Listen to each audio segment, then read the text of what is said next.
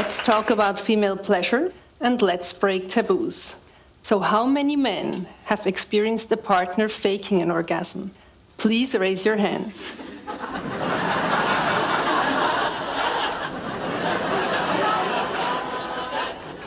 Looks like very few. And how many women have ever faked an orgasm? Please raise your hands. Me too, by the way. Looks like quite a lot. So there's obviously a huge gap in the perception and the reality of female pleasure. And if we look at the situation worldwide, we have a huge problem on a global scale. Working as a documentary director all over the world, I realized that unfortunately, even today in the 21st century, for most women and girls, when it comes to sexuality, it has more to do with obligation and even pain, instead of self-determination, free choice, and pleasure.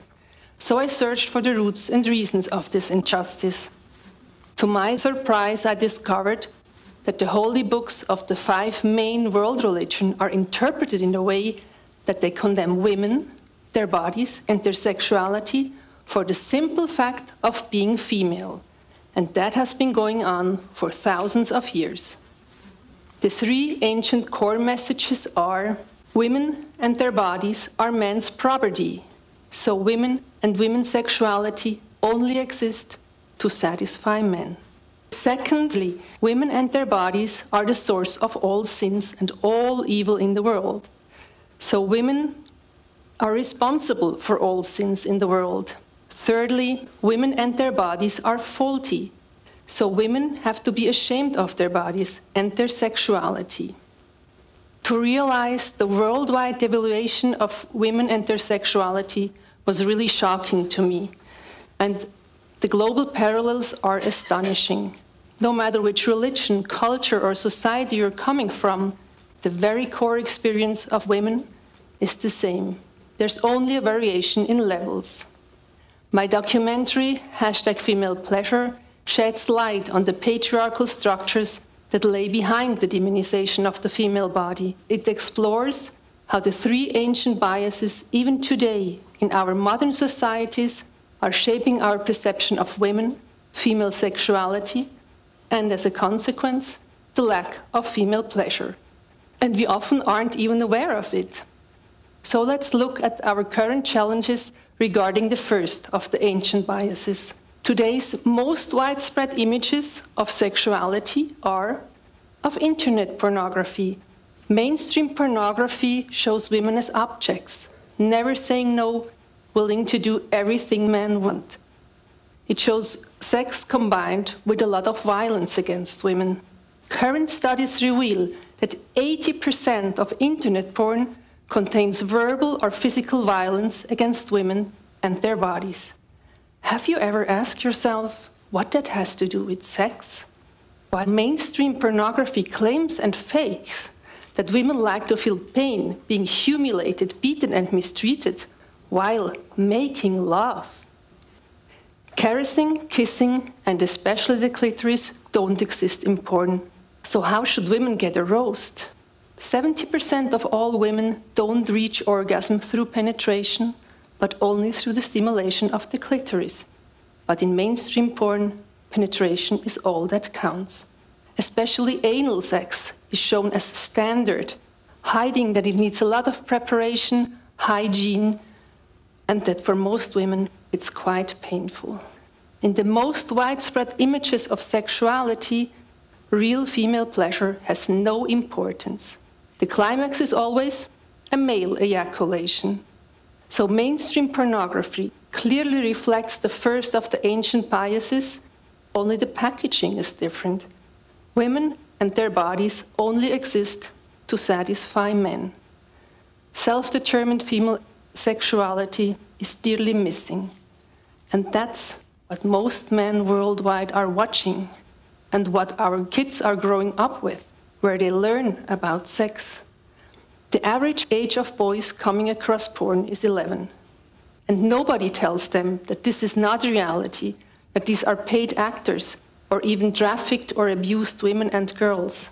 The rising numbers of sexual violence from teenage boys against girls in Switzerland and in many other countries can be a sign of this lack of open discussion about these taboo topics.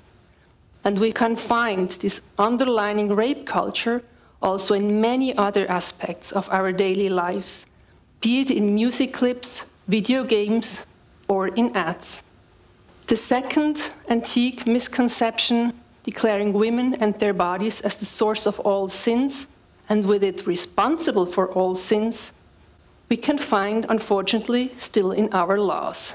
For example, in the sexual crime law concerning rape in Switzerland.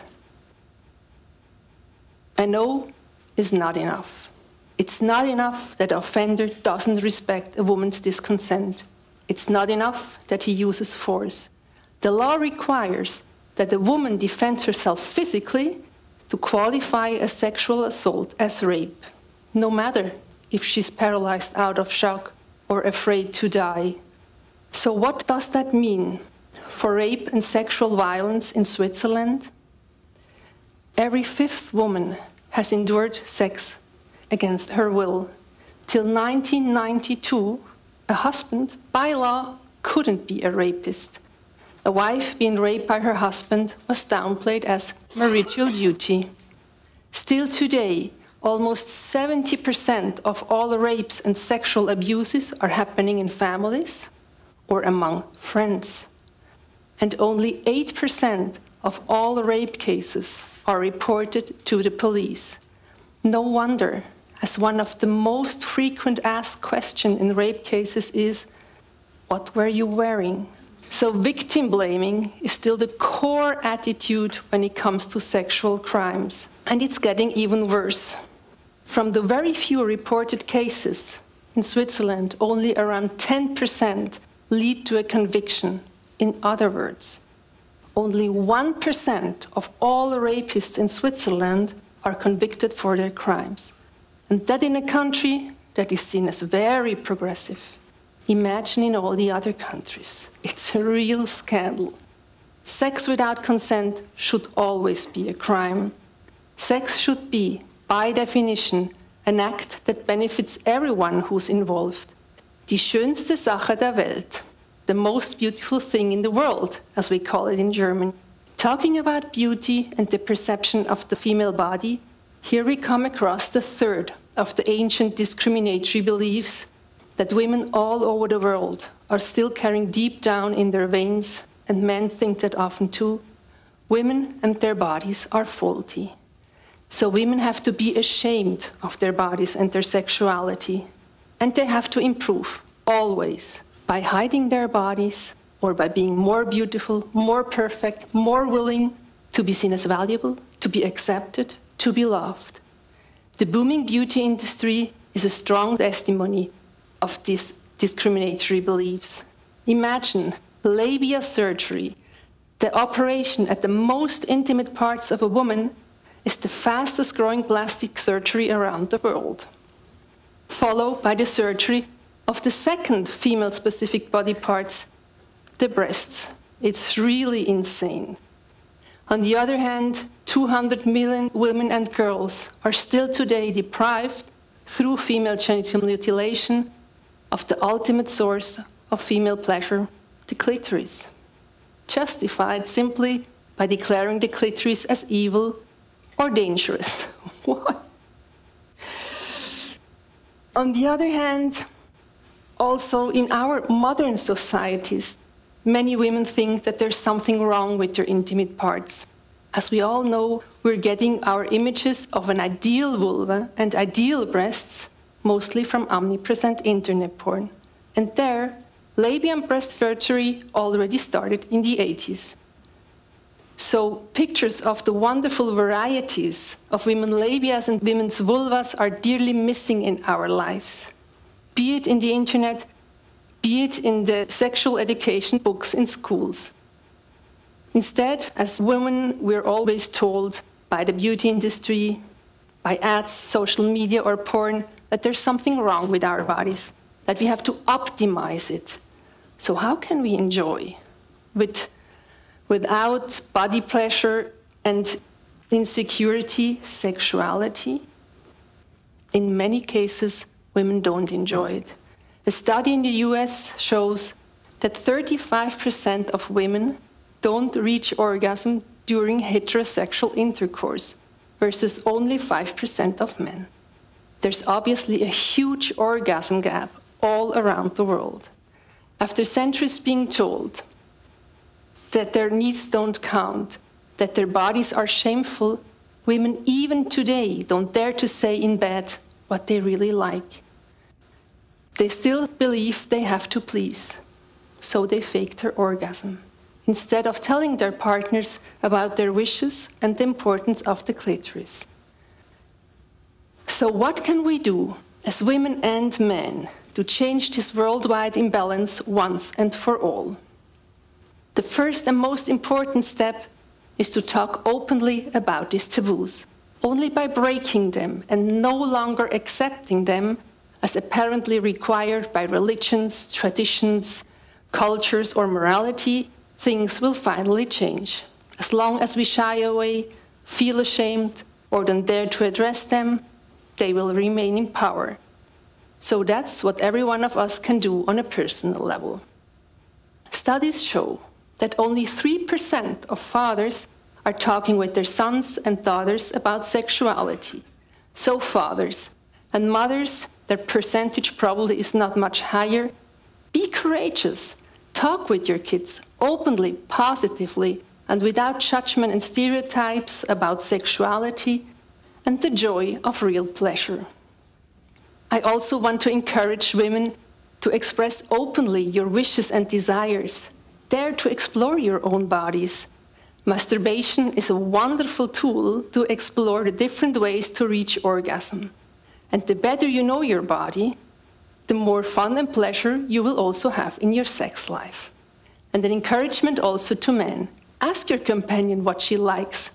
Communication is the best way to mutual pleasure. What we can also do on a personal level is to consciously stop watching porn that combines sex with violence against women. There are more and more alternatives, such as porn done by female directors. Don't let the billion-dollar porn industry hijack our sexuality. So on a society level, we can all bring change too. Amnesty International is pushing for a new Swiss sexual crime law to finally change the way how our society and how our laws are judging rape and sexual violence. We can all help by supporting their campaign, because sex without consent is always a crime. Only a yes is a yes, and if your no is not respected, women and men report sexual violence to the police. Don't feel guilty, don't feel ashamed. It's never your fault, but we have to hold perpetrators accountable. And as a society, change our attitudes. Victims should never feel ashamed or fear not to be believed. And to the majority of men who believe in equal real partnership, but who are silent, stand up for women and girls. Let's create a new generation of better men, because only together, side by side, we can change things once and for all. An equal, just world is a benefit to women and men, and it will lead to much more joy in our lives and to a fulfilled, respectful, and pleasurable sexuality for each and every one of us worldwide. Let's not fake it. Let's enjoy it. Thank you very much for your time.